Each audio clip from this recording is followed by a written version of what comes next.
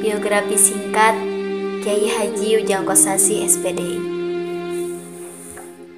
Kiai Haji Ujang Kossasi atau yang lebih dikenal dengan Ama di kalangan para santri, alumni dan masyarakat. 1 Januari 1969. Lahirlah beliau di kampung Pondok Lengesir, Desa Cisande, Kecamatan Cicataya. Putra pertama dari 9 bersaudara. Dari pasangan Bapak Haji Marpu dan Ibu Hajah Juwariah. Sebelum Umi Hajah Juwariah mengandung beliau, Umi bermimpi bahwa ada bulan yang menyinari tubuhnya. Dan keesokan harinya, Umi pun bertanya kepada suaminya. Lalu, Bapak Marpu bertanya kepada Mu'alim Sarbin tentang mimpi itu dengan bahasa Bapak bahwa sang istri ketika sebelum mengandung pernah bermimpi disinari bulan. Ada apa dengan mimpi itu?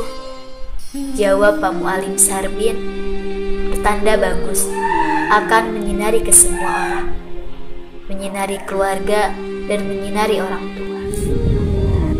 Ama pun beranjak dewasa, masuk ke jenjang pendidikan MI Pondok Lengesir.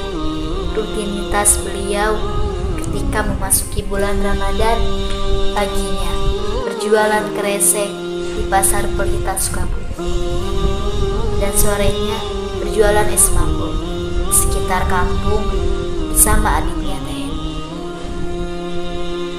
Begitulah mula Ama dididik dengan benar-benar mandiri, sampai memperoleh pepatah Sunda yang mengatakan, "Beri heula karak menang berat." Setelah lulus di MI, Pak Mu'alim Sarbin pun mengusulkan terhadap Umi dan Bapak untuk menyekolahkan Ama ke MTS Al-Masturiah Sukabumi. Bapak pun merasa keberatan dengan pendapat itu, mengingat keuangan yang tidak memungkinkan, karena Bapak hanya pegawai penggiling padi. Jawab Pak Mu'alim Sarbin, "Pokoknya tahu beres, masalah pendaftaran masuk ke MTS-nya mah sama Akang." Pada kala itu, yang masuk ke MTS Almas hanyalah orang-orang yang lumayan mempunyai uang saja. Singkat cerita, Bapak pun memasukkan Ama ke MTS Almas. Banyak olokan atau ejekan dari masyarakat, beransumsi bahwa yang pantas bersekolah ke sana hanyalah orang-orang punya saja. Masuklah Ama pun ke MTS Almas itu. Hari demi hari, Ama pun bersekolah di bangku MTS. Sejalannya dengan waktu, beliau ingin mondok dan meminta izin kepada Bapak dan Umi. Bapak dan Umi pun mengeluh tentang keinginan Ama, dikarenakan faktor ekonomi yang tidak memungkinkan. Ama pun murung mendengar pernyataan dari Bapak dan Umi. Keesokan harinya, beliau bermaram di Sunan Muda tanpa sepengetahuan Bapak dan Umi. Umi pun heran, kenapa 2 hari ini beliau tidak pulang. Tentang hal itu, Umi bertanya pada teman sekelas Ama yang berasal dari kampung Pondok Lengesir. Apakah beliau ada di sekolah? Ternyata sewaktu sekolah, Ama ada untuk belajar, tetapi beliau bermalam di asrama Sunan Muda. Kemudian Umi menyuruh Ama pulang lewat pelantaran tempat Ama itu. Keesokan harinya, Ama pun pulang untuk menemui Bapak dan Umi. Sampainya di rumah, Umi bertanya, sebenarnya apa yang terjadi hingga Ama tidak pulang selama 2 hari? Jawab Ama sambil murung, sebenarnya karena keinginan Ama untuk mondok tidak terpenuhi. Setelah itu, Umi pun bertanya kembali, memangnya ingin mondok di mana? Ternyata Ama menginginkan bersekolah di MTS Almas dan mondok di Sunanul Huda Cikaroya. Hingga saat sorenya, Ama berangkat lagi ke Cikaroya tanpa ditemani oleh bapak dan ibu. Setelah sebulan 2 bulan lebih, Ama berada di Sunanul Huda Cikaroya sebelum disalekan oleh bapak dan ibu. Setelah itu, setelah ada kejadian dengan seniornya, barulah Umi dan bapak berangkat ke Cikaroya untuk menyalekan Ama kepada Abuya Dadun Sanusi. Abuya berasumsi bahwa bapak dan Umi menyekolahkan dan memasukkan Ama ke pondok pesantren. Umi dan bapak adalah orang tua. Sejalannya dengan waktu, Haji Ahmad, bosnya bapak, sering ke Cikaroya, menceritakan bahwa bapak adalah pegawai pengirim padi.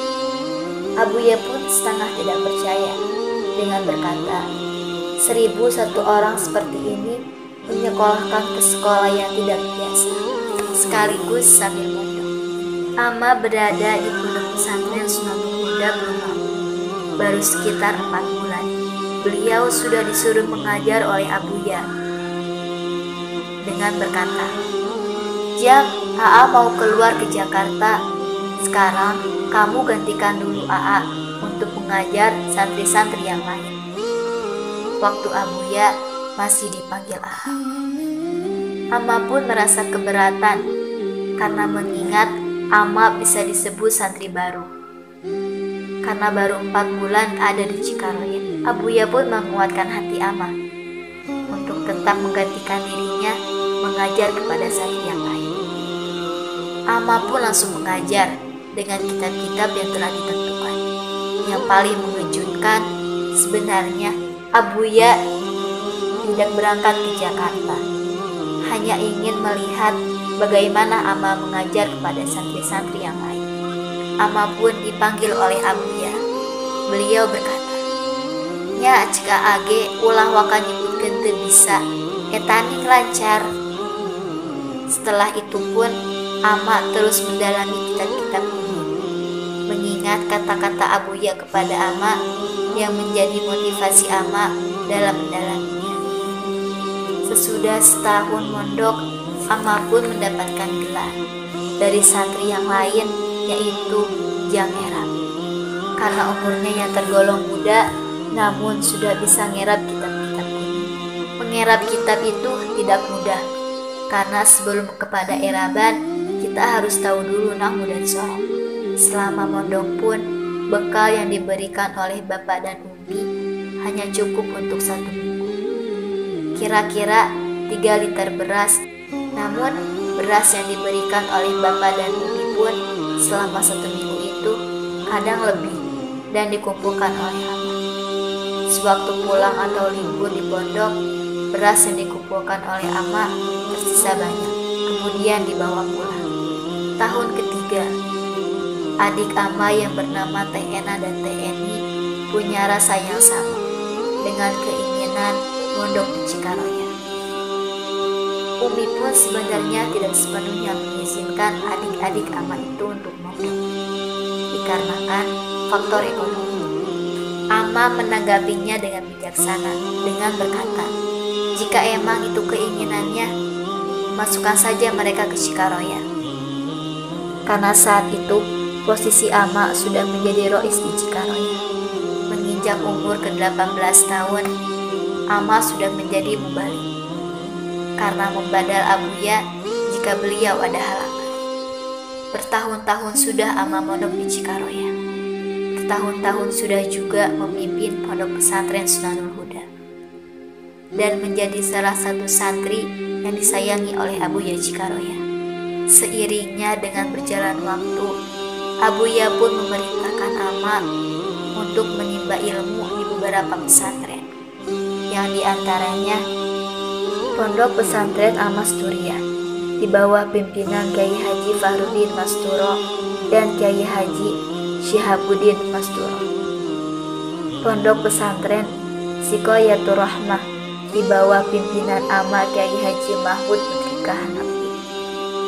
Pondok Pesantren Badrul Huda di bawah pimpinan almarhum Ama Kiai Haji Fadlullah Nengeng Cijengkol. Pondok Pesantren Nurul Huda, Cisoka, Banten, di bawah pimpinan almarhum Kyai Haji Abdul Muti. Sampai sekarang masih menimba ilmu di Pondok Pesantren An-Nidom, pimpinan Abuya Mukhtar Panjalu Salabitan. Pernah menimba ilmu di almarhum Aang Hudi Cisaat Curug. Pernah menimba ilmu di almarhum Aang Enang Jumudif Cianjur. Pernah menimba ilmu di almarhum Uwa Khair Afandi Manunjaya Tasikmalaya. Pernah menimba ilmu di Jasinga Pondok Pesantren Manbaul Ulum.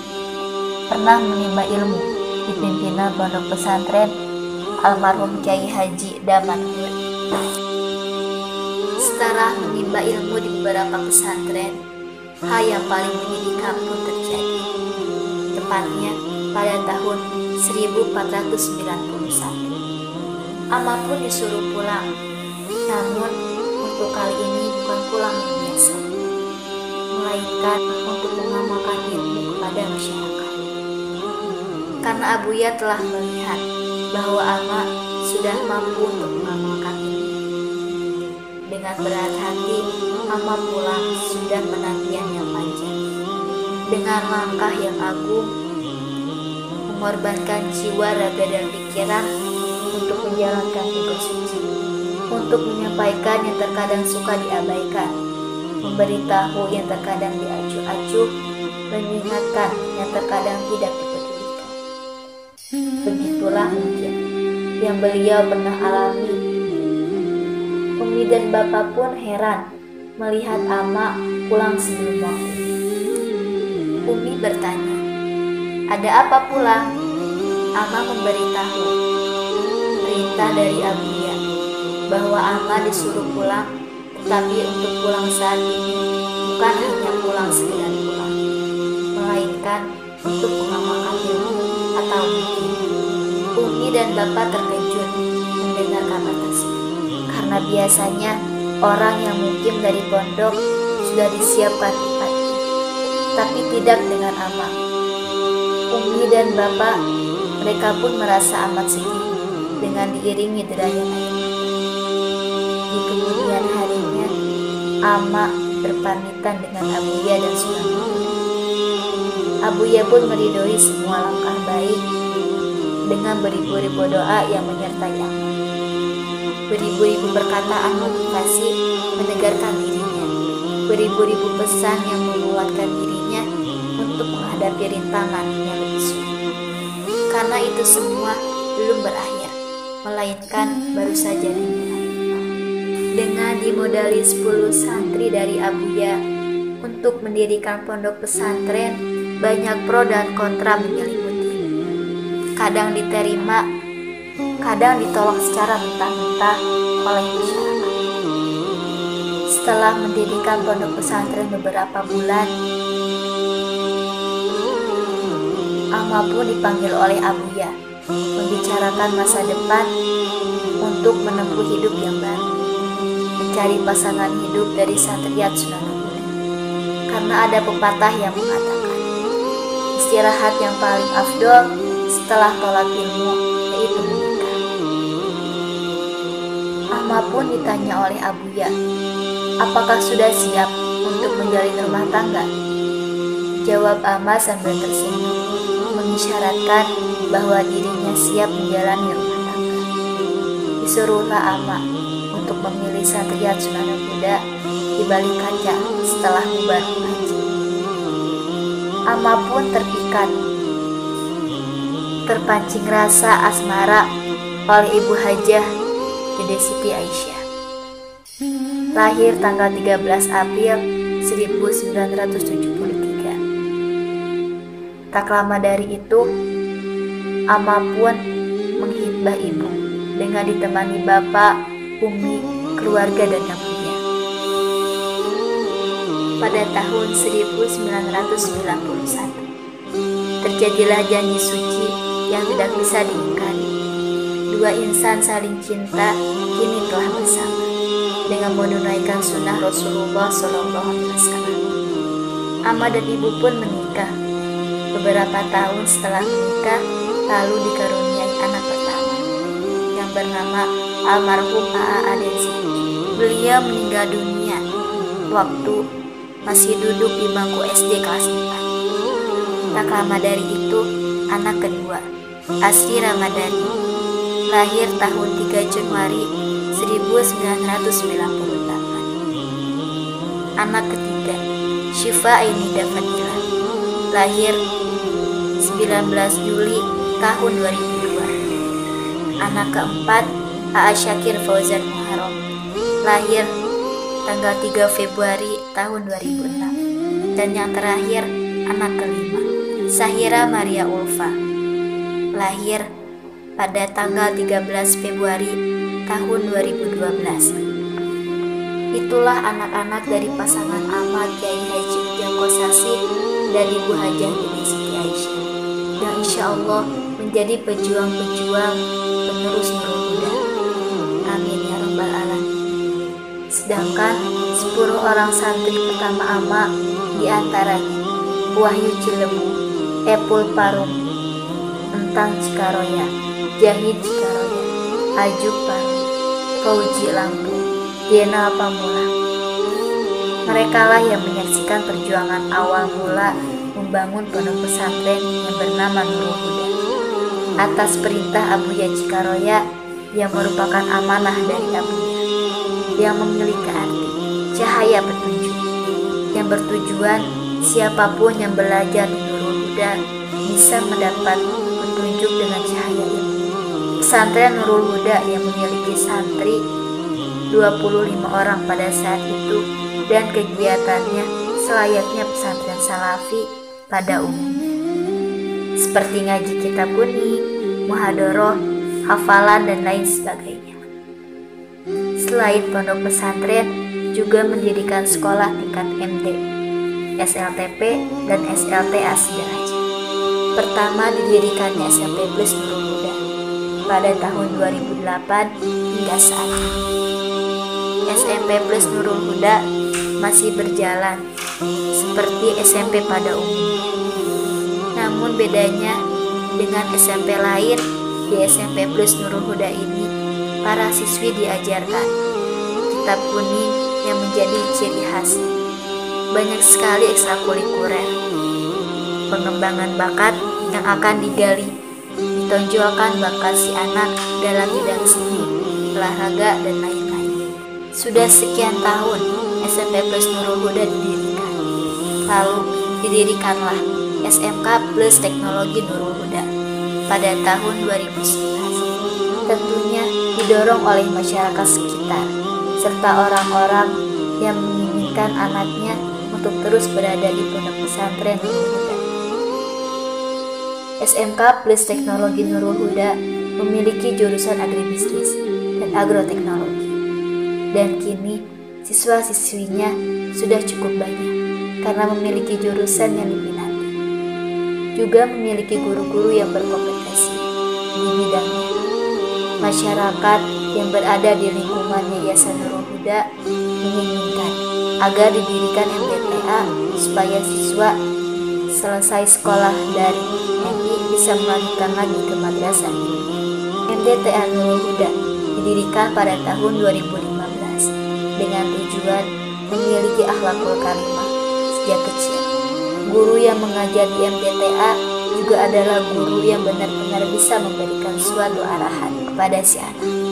Selain itu, inisiatif dari kepala sekolah MDTA juga para ustazah, yaitu santri putri, agar mengajar supaya bertujuan mencetak para santri yang berakhlakul karimah, terampil, cerdas, takwa, serta mengamalkan ilmunya. Ponpes Nurul Huda yang kini usianya sudah mencapai 31 tahun tentunya merupakan usia yang bukan lagi dini. Peranan dalam mengembangkan kualitas sumber daya manusia sangat berpengaruh di lingkungan Kabupaten Sukabumi. Banyak lulusan-lulusan pondok pesantren Nurul Huda yang menganyam pendidikan formal maupun informal yang telah berkepikiran di lingkungannya masing-masing. Itulah sejarah kisah guru kita semua, mengorbankan jiwa, raga, dan pikiran untuk menegakkan tugas suci. Tanpa kenal lelah, Engkau terus menjadi garda terdepan dalam menolong kami di kegelapan. Tanpa hadirnya Engkau di hidup kami tidak akan melangkah sejauh ini. Yang kami bisa hanya ucapkan beribu terima kasih, karena telah sudi membantu menyelami lautan kebodohan, mendaki gunung kesusahan. Tapi Engkau seolah-olah menjadi cambuk semangat dari hidup ini. Dan untuk terakhir, Barokallahu fi umri, Nurul Hudaku yang ke-31. Teruslah jadi penjara suci yang telah membuat orang-orang menjadi luar biasa.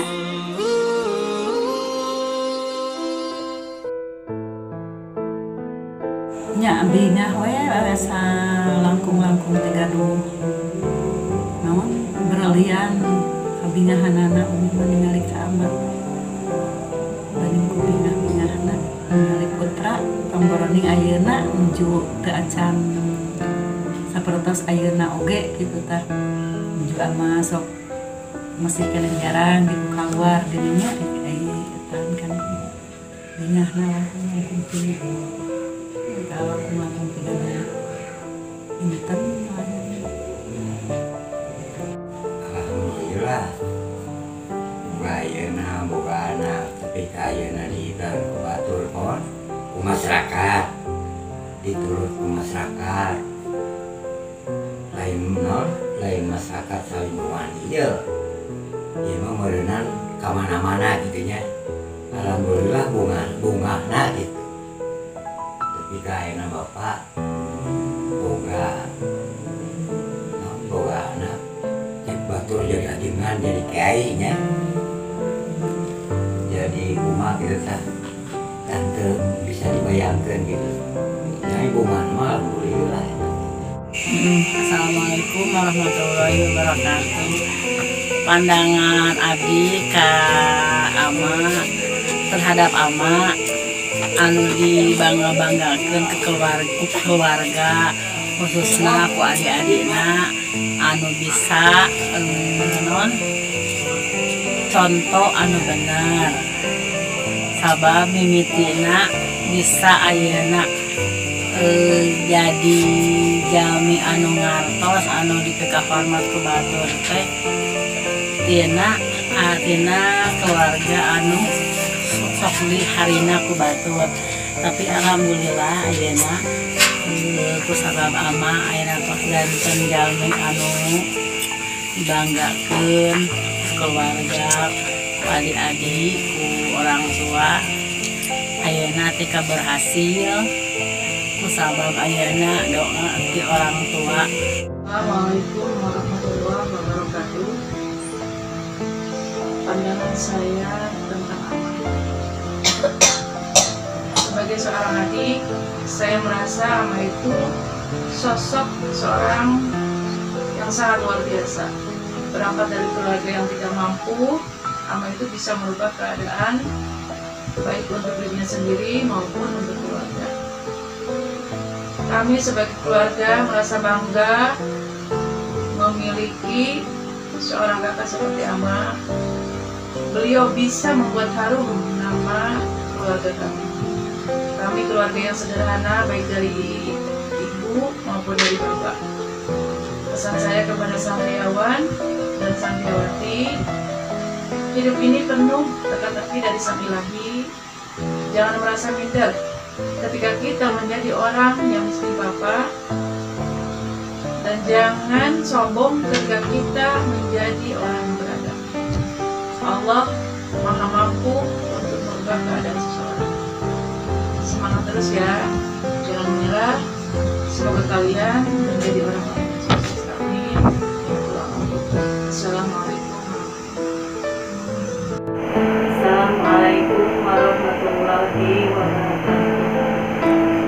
Saya sebagai saudara dari Ama sekaligus adik kandung dari beliau, pertama merasa bangga dalam arti bersyukur mempunyai sosok kakak seperti beliau yang bisa dan mampu mengangkat derajat keluarga, kedua orang tua dan saudara-saudara.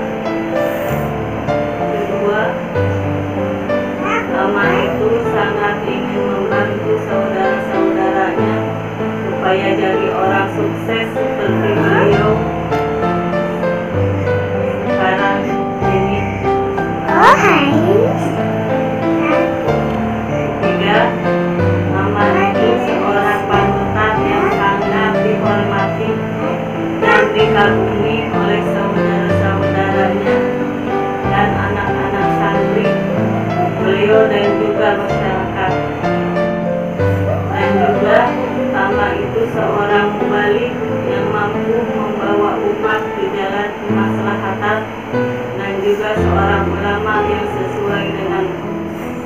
Nabi.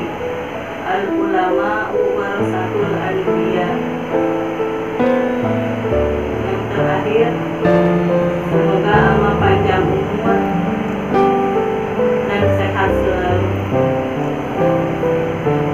Sekian dari saya yang bisa disampaikan.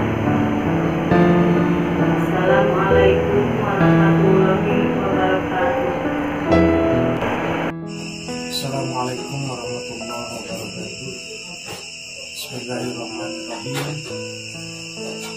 Pertama-tama kami atas nama pribadi mohon maaf apabila ada perkataan yang berkenan khusus di hati Ama, baik di keluarga besar Yayasan Nurul Pondok Pesisir.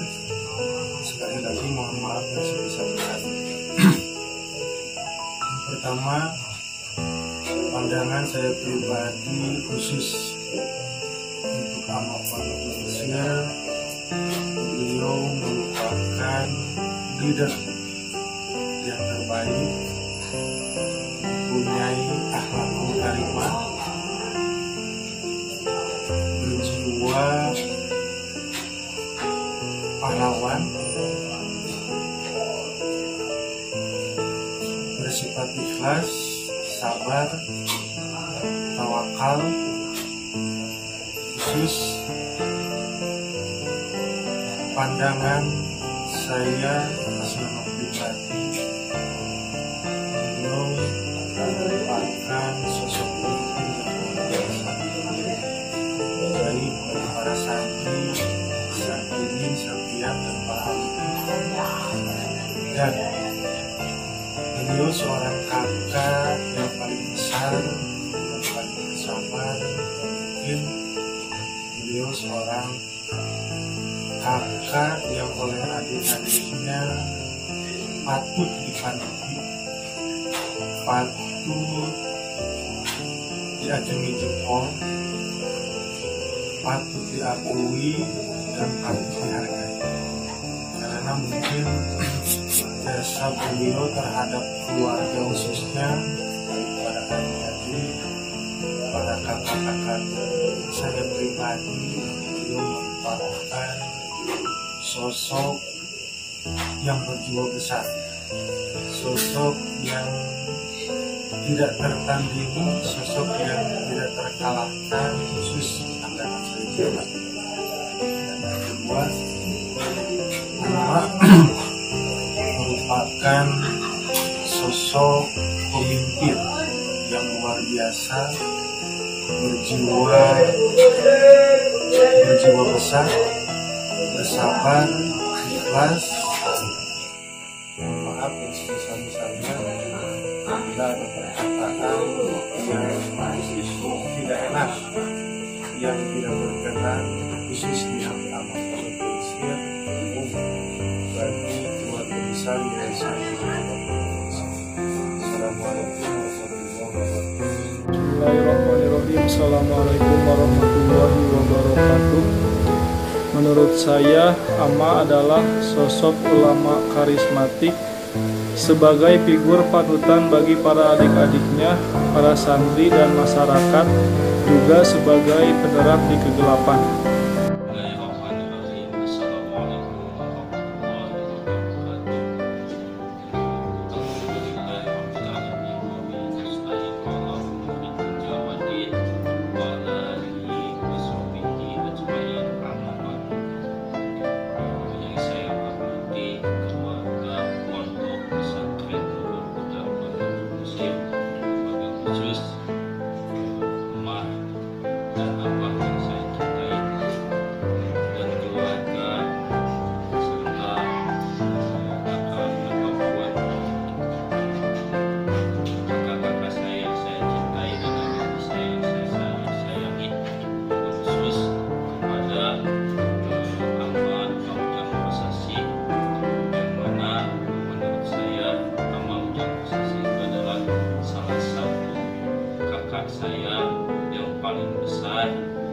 Di samping dia sebagai guru pada tamat agama saya, dia pun kakak pertama di keluarga saya. Pandangan saya terhadap Ama Ujang Kosasih, yang pertama, beliau itu adalah ulama yang mempunyai ciri khas, dan ciri khas itu tidak akan pernah bisa ada pada mubalik lain. Kenapa? Karena Ama dari dulu pertama yang saya tahu masa pendidikannya, beliau itu digodok dengan berbagai pengalaman spiritual yang sangat gagah, digodok dengan berbagai tingkah laku ataupun akhlak untuk menjadi seorang mubalik yang terbaik. Karena menjadi seorang mubalik itu tidak mudah. Yang pertama, menjadi seorang mubalik itu harus rajin-rajin membaca sejarah-sejarah, khusus sejarah dalam agama Islam ataupun sejarah-sejarah yang ada di Nusantara ini. Karena jika seorang mubalik tidak bisa membaca sejarah dengan baik, maka mubalik itu dia akan menjadi mubalik yang copy paste. Nah, di dalam diri Ama sendiri itu, Ama itu seorang mubalik yang sangat rajin membaca, mubalik yang sangat rajin mencari referensi-referensi untuk didakwahkan kembali kepada masyarakat, agar masyarakat tahu apa isi dari agama Islam itu sebenarnya. Bagi Hakim, Ama itu merupakan sosok kakak sang motivator, karena banyak motivasi yang Ama berikan, yang Ama perlihatkan untuk adik-adiknya. Karena kita semua tahu bahwa perjuangan Ama untuk mencapai kesuksesan seperti sekarang ini tidak semudah membalikan telapak tangan.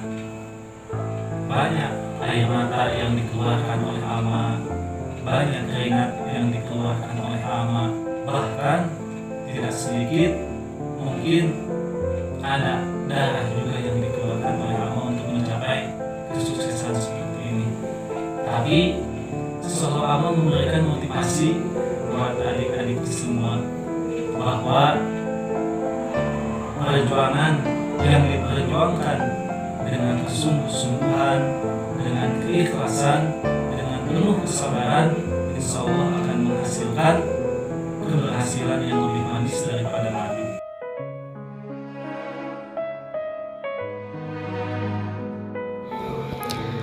Ama adalah apa sekaligus guru bagi Teteh.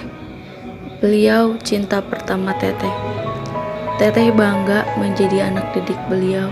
Kenapa? Karena beliau mendidik anak-anaknya agar selalu mandiri. Teteh itu orangnya sulit bergaul dengan orang baru, tapi Ama mengharuskan Teteh untuk mondok dan sekolah di tempat-tempat yang jauh dari rumah. Untuk apa? Agar Teteh bisa hidup mandiri, memiliki banyak pengalaman, juga punya banyak saudara. Pesan Ama yang terucap saat Teteh mondok yaitu, hirup mah kudu loba gaul, tingali apa loba ulin ka ditu ka dieu keur naon, keur nyokot pengalaman jeung pelajaran. Ti pengalaman jeung pelajaran eta ku urang bisa ditepikeun deui ka batur lewat pangajian.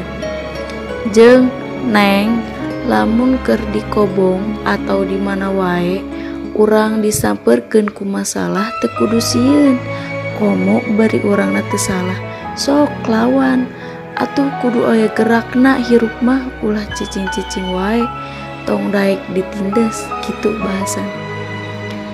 Dan Ama itu sebenarnya tidak memanjakan anak-anaknya dengan misalnya memberikan uang sebanyak mungkin, enggak.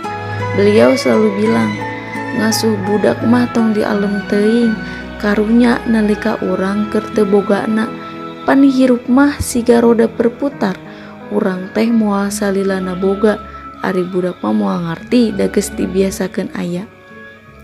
Makanya ketika kami anak-anaknya meminta sesuatu hal kepada beliau, tidak pernah langsung dikabulkan di waktu yang sama.